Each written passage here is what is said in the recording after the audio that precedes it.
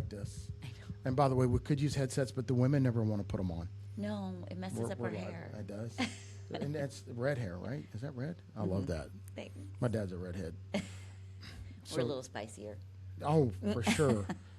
So do you want to, can you introduce yourself? Sure. My name is Jenn Lewis. I am the general manager for KW Austin. That's what I get to do today. I've been a realtor. I've been a team leader. I have worked in corporate. I've done all kind of fun things. So how many years in the business? 13 years licensed. Oh, wow. So you 2013. So you moved fast. I did. I know you did. I know you did. I did. I sold a lot of real estate in a short amount of time. Yeah. And then I got into the leadership fun. Which one do you like best, leadership or the sales agent role? Or oh man, oh, it's such a hard tough question. It is because I loved, because I haven't done it in a minute, I loved the day-to-day conversations with the humans who are buying and selling real estate. Yeah. And especially investors. I worked with a lot of investors because it was so impactful to their world, and I loved having impact as my value word. Okay. And having direct impact in someone else's life. Yeah.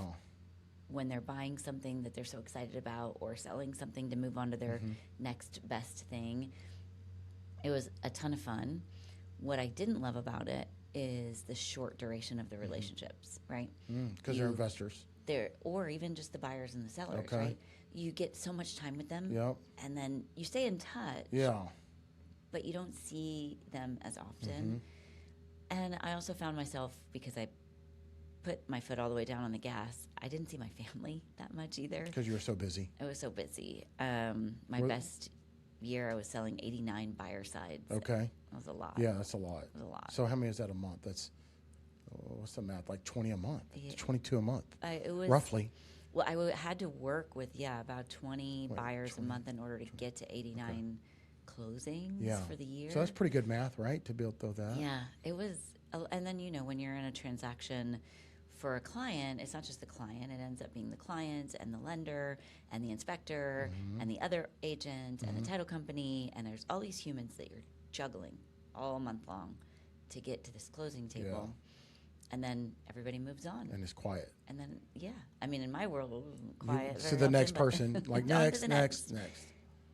And then my daughter was going into high school, and she looked up at me and said, "Mom, I don't see you enough." And I felt like I had that moment of, I had to make a decision. Either I could go out and hit my goal, which was 100 homes in a year, and still not see my family, or I could put the brakes on a little, shift direction, stay in real estate, but pour into others doing that work. Yeah, I love that. That's probably rewarding as heck, right? Super rewarding. I didn't imagine how rewarding it was until I got to actually do it. And I got to spend the time with my daughter, because in the leadership side of things, there's a little bit more of a start and finish to the day, right? Yes. I still take calls and read my emails and work on the next education training meeting thing going on the next day. But I got to do a lot of that from home versus being on the road. Yeah. I think I put 25,000 miles on my car one year. Oh, is that all? That's it. I can say that because I drive a lot. You do drive a lot. I drive a lot. Yeah. But getting that time back with my daughter, and now my son this year is going into high school. Yeah. So right now. Yeah, Oh, man. Next week. So this is all recent. Yeah, my daughter's in college now, and my son will be going into high school next week. So I'm an all gas, no brakes person, so I needed to put the brakes on. Yeah, I was actually having a conversation with Rosie, the young lady from London. Yes. I said, "Hey, you're in 5th gear. I think maybe you could go to 3rd gear. Do you want to hear a little bit about that?" Yes, absolutely. So we live in farm country, as you know. You've been out there. Beautiful. And thank you. The farmers, when they're plowing, they don't plow fast. They plow slow, because it does a better job and it doesn't tear up their equipment. Right? True, yeah. So I was telling Rosie, I said, "Hey, you're in 5th gear. Let's drop it to 3rd." And I made the analogy of the plowing. I said, you can get more done maybe in a slower gear. That makes so much sense. Yeah. And you're not being sloppy. That's the other thing, right? Which is what messes up the machine, is it's too much, too fast. Too much. And it'll destroy it. Right. It's detrimental. And the work doesn't get done either. Yeah. And even if it does, it probably doesn't feel as good. Yeah. to For you sure. as a human, nor the person that you're helping. Yeah, and if you're in a tractor in fifth gear bumping around in those fields, you're gonna be sore like riding a horse. Yeah, it does not sound fun. Yeah. So this is kind of very, I think, tangible to what we're talking about. The guy that I bought my place from, I've sold 120 acres for him. He's been farming that since 1870, his family. Wow. It's a legacy ranch. It's incredible. And he's like, Johnny, this land loves to be worked, and we have to go down sometimes 2 feet deep. And if you understand the amount of horsepower needed in the giant tractor to actually have enough power to do that, Yeah. he was like, we have to turn the soil and get it all. And it's gardening, right? But it also is kind of like the real estate, because we're always planting seeds, but you need fertile soil. And then you plant, and then maybe it's 6 months before you get a harvest, right? It could be, depending on the person's time frame and some things that happen. Yeah. And I'm always talking to my agents about that. Like, hey, you got to do the work that people don't see, Right. to get your harvest. That's so in alignment with the same thing Gary always says, right? You have to have a foundation from which to build. Yeah. With a wonky foundation or wonky soil. Are we talking hobo house? Yeah, hobo house. I love the hobo house. The hobo house versus the. I love that illustration. It's so real, right? It is real. And it's the same with the soil. Yeah. It is the same in life. It's just a thing that if Yeah. if we choose to do things from an unstable foundation, from unstable ground, then we will maybe get results, but long term they will not be the results that we're hoping for. So Meredith interviewed an agent the other day, and I'm interviewing the agent. And I've always got my questions. She's got hers. And I asked him, I said, are you going to leave your brokerage, right? Sure. Do you need to ask. do you need to leave? Is the grass greener? Or are you doing the things you need to grow green grass? That's the such a good question I question. ask. Because wherever you go, there you are. That, right? Yeah. And then the things we all got to do, the foundational stuff. So can we get back to you? Sorry, we kind of. Sure. So you went fast. I went fast. You had you're having a very successful career. Thank you. Can you kind of touch on the things like maybe the beginning, and then I know your story a little bit. The audience might not, but tell us how you kind of got there, and what does it take to do it at a high level? Oof, yeah. So I'll start with, I guess, how I got here. Climbed the corporate ladder in corporate America thinking that was the right way. And then somebody, luckily for me, it was Wendy Papasan and my husband, showed me that with the same amount of effort, I could change the trajectory of the income for my family. Okay. That's what intrigued me about real estate. What didn't get me excited about real estate, which many people could identify with, whether they're in it or have worked with realtors, it is we don't always show up as the professionals that the people we serve expect from us. I love that. Yeah. Oh my gosh, I got some things to say, but I'm going to wait. I'm going to wait. Well, and to be very transparent, I was almost a little embarrassed to say I had this corporate smart person's gig. I was a software development project manager for IBM. Wow. Sounds smart. I already know what that. Yeah, I think it is. Sounds smart. And I worked really hard for certifications and all the things. And now I'm telling people I'm a realtor. How's that going to look on me? And that thought alone pains me even today, 13 years later, because the only reason I think that or others think that is because we don't always show up as the professionals that we and with the fiduciary we owe our clients. My language. When we're in this business. Dude, I love what you're saying. I love this. That's so hard, and I think it's really hard for people to, number one, take us seriously that work with us if they've heard the bad stories. Or number two, for some of the people out there listening to make the decision to get a real estate license because they're worried that's what they're walking into. Yeah. And I would tell everybody that it's true in every organization. It's true in every profession that that's going to happen. Yeah. There are, frankly, sloppy humans everywhere. And the impact that we make, though, in our jobs in this profession, in this industry, is so much bigger than some of the other ones that the sloppiness shows up big time. Ooh. And Are we talking in lawsuits? in lawsuits, in Litigation, Yes. settlements maybe Oh, prior, yes, the contract stuff. yes. The So little sad. details matter. The details matter, the care matters, and educating and training yourself, even above and beyond the requirements that the state puts on us, is the part.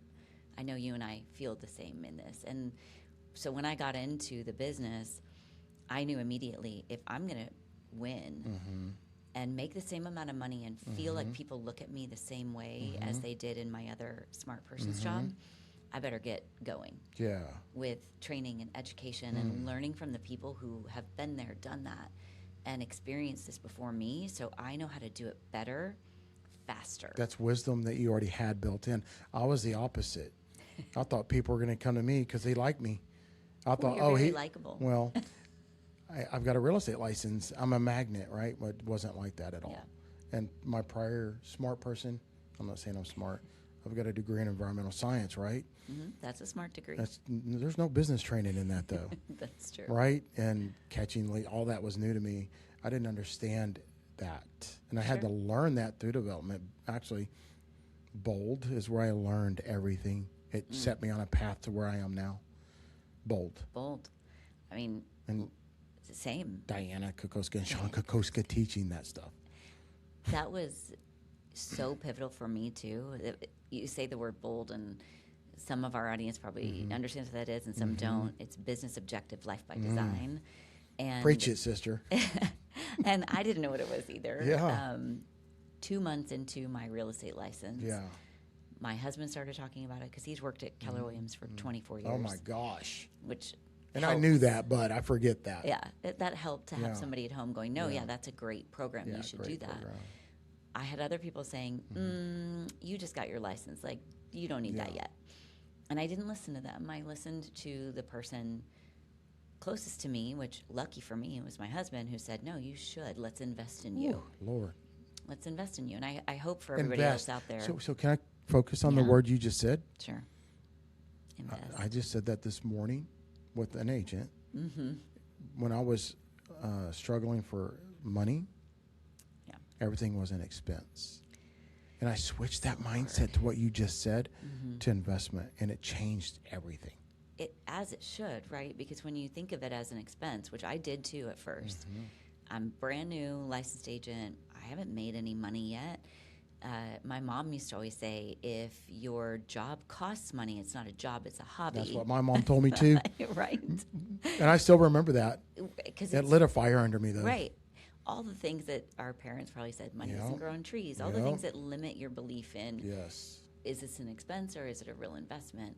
And having that one person, my husband, who said, no, it's a worthy investment. It will make you better. Okay, I'll do it then. And Yeah. I did it. I started that program maybe 2 months into having my license. Oh, my goodness. Maybe. I didn't know anything about anything. Oh, my Right? goodness. And it was scary to be in a room with 100 other professionals who really were in there that knew what they were doing. And then there were a bunch of other agents Like in there me. like me Like and me. like you that we didn't know what we were Silverback. doing. I cried.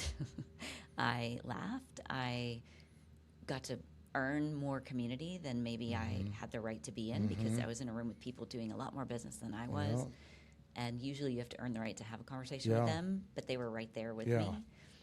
It changed my life. It changed everything. I sold 33 houses my first year. Are you kidding? First Wait. 9 months. Okay, I'm going to pause this right there. So I had been in the business like 6 years prior, but I was broker to broker to broker. I never heard from them. They were just different brokerages, right? I didn't know. And then I could, somehow I remember Keller Wiliams, and I think Michelle Bippis was my Bippis, yeah. original broker at Keller. She's amazing. Okay, when I got into the Keller system and then the Bold system, I didn't do. How many deals was it your first 9 months? The first 9 months, 33. As a solo agent? I was on a team Okay, but still. still. So, Yeah. all right, then that was the Papa's On team? It Is that was, right? yeah. Okay, but somehow, some way, someone knew they needed you because does a new agent just get on a team like that?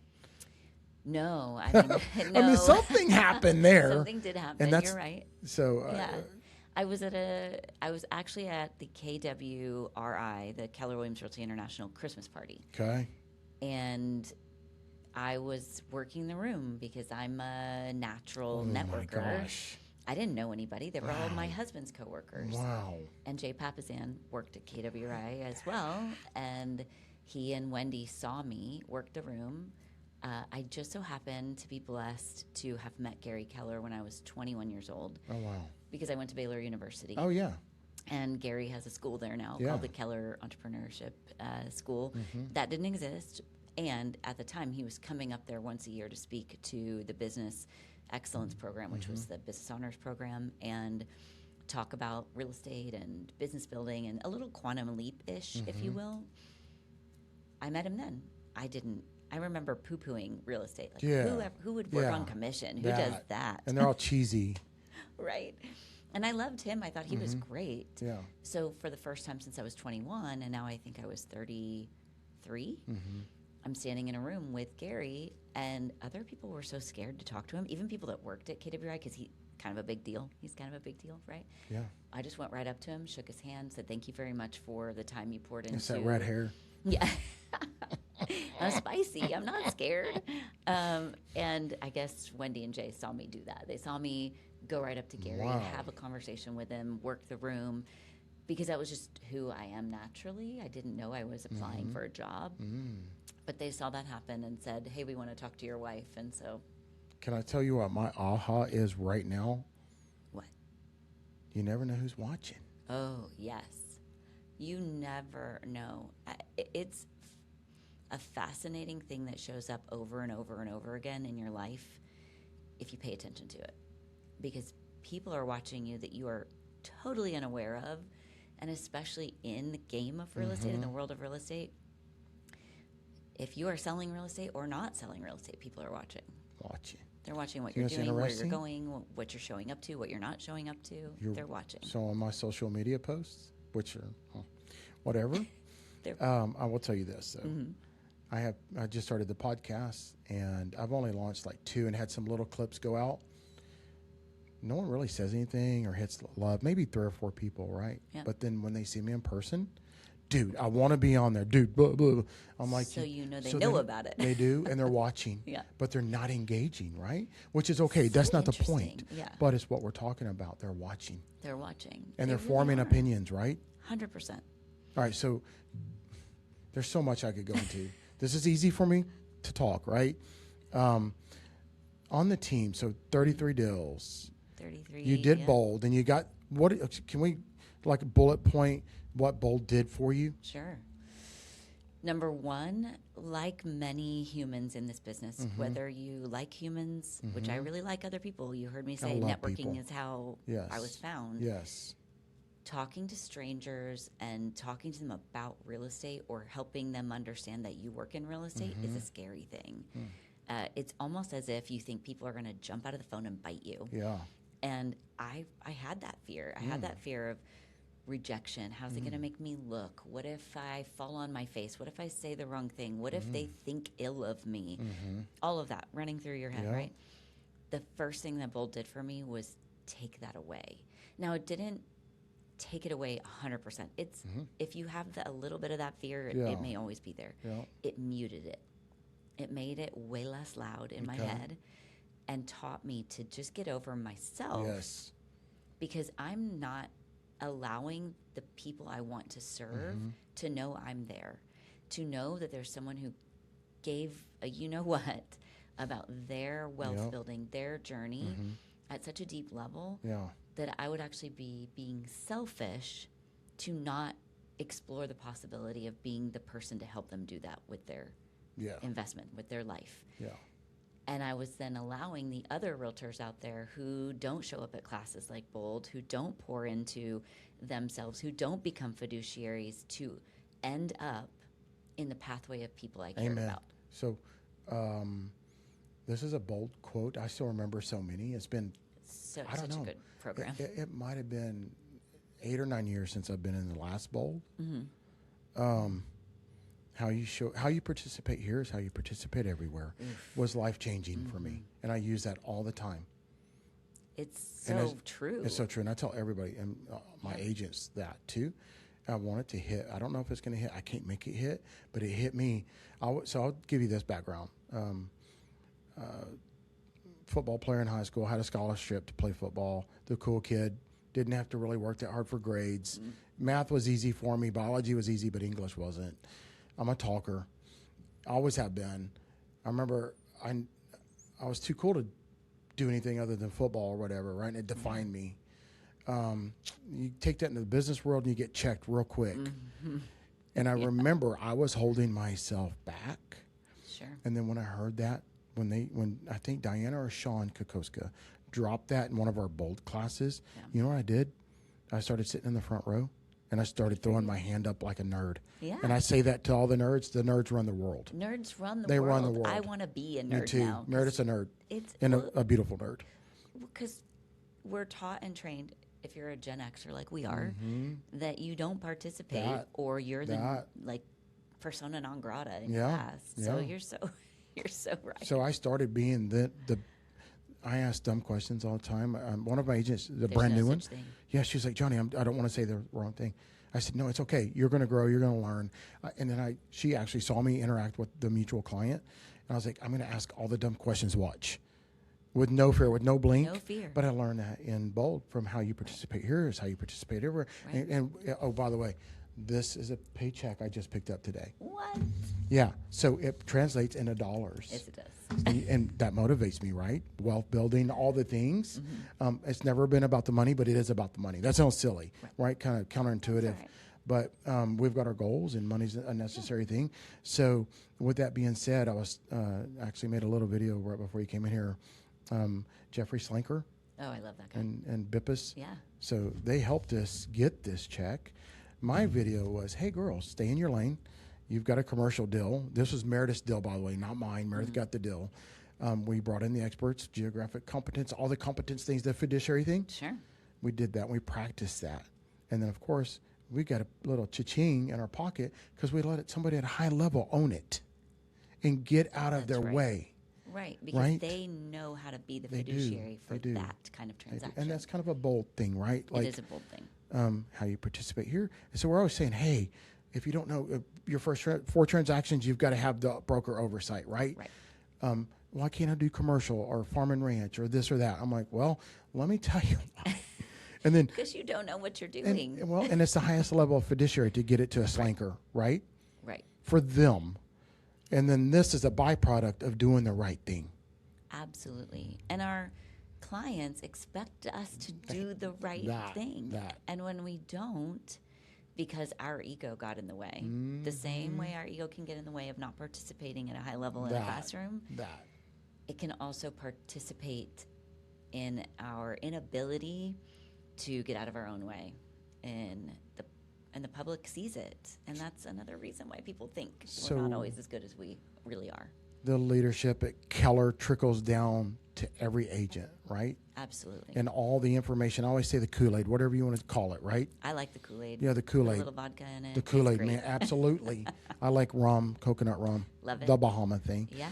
Bahama Mama is my favorite drink, by the way. Nice. With that being said, though, you've got the Kool-Aid, and people are drinking it or whatnot, right? Our thoughts are, we're like a 97% referral-based business. Wow. Right?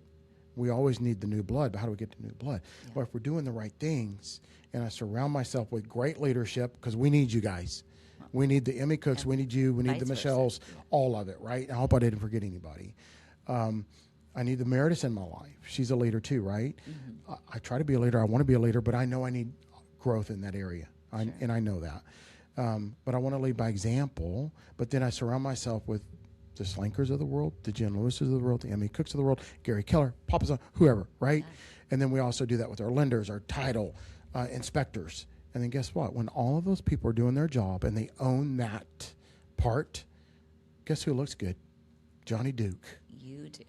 And then guess what? We get referrals. That's right. Oh my gosh, it's not that hard. It's not. It's the giving up what could potentially be in the moment for a potential lifetime of reward. Right? One reward in the moment is not worth giving up a lifetime of potential rewards. It's that same sort of experiment. I'm sure everybody's heard it multiple different ways, but if I gave you $5 today, or you waited a year and I gave you 10, like most people just won't wait to get double the money. $5, $10 is not a lot, but what if it were $5,000 versus 1,000? Most people are not willing to wait to get that reward because they're so caught up in how to get it right now, instead of the understanding of, as you said, putting the right people in the right place, making a real impression on the client, getting them what they need, which is what our job is. It's not to do what we need, it's to do what they need. And giving them the best experience possible, that's what creates that long term. It's not just 5,000 versus 10,000. It's 10,000 versus 100,000 or a million. I mean, some of our clients stick with us for years and years and years. I've had clients do more than 10 transactions with me in fairly short period of time, or refer people at that level in a fairly short period of time. So back to bold skill sets. You got skill sets. You're on this amazing team. What's the accountability like on a team like that? Wendy was very high level accountability all the time. Okay. And I was a student athlete. I played golf in college. Okay. So you were like me. Yes. Athletes. An athlete, right? Yes. Whenever you are an athlete, and this can be true for musicians, it can be true for people who are into whatever form of art they enjoy. If they're into the competition side of it, it shows up, right? In your wanting to just, okay, how do I get better? What do I do next? So when my boss, if you will, was saying, this is a scoreboard and this is how you win, and I'm going to hold you accountable to it every single week, I was all in. Other people get scared and back up and go, wait. Wait, other people on the team? Other people on the team, other people that I know in this business, just being held accountable is uncomfortable. It's very uncomfortable for them. But some need it and they thrive in it. I would say everybody needs it. I don't know that there's a human being out there, and if you think you don't need it, you probably really do. We're never our best selves if we believe we're the best in the room. Right. Even if you happen to be in a room, which I prefer not to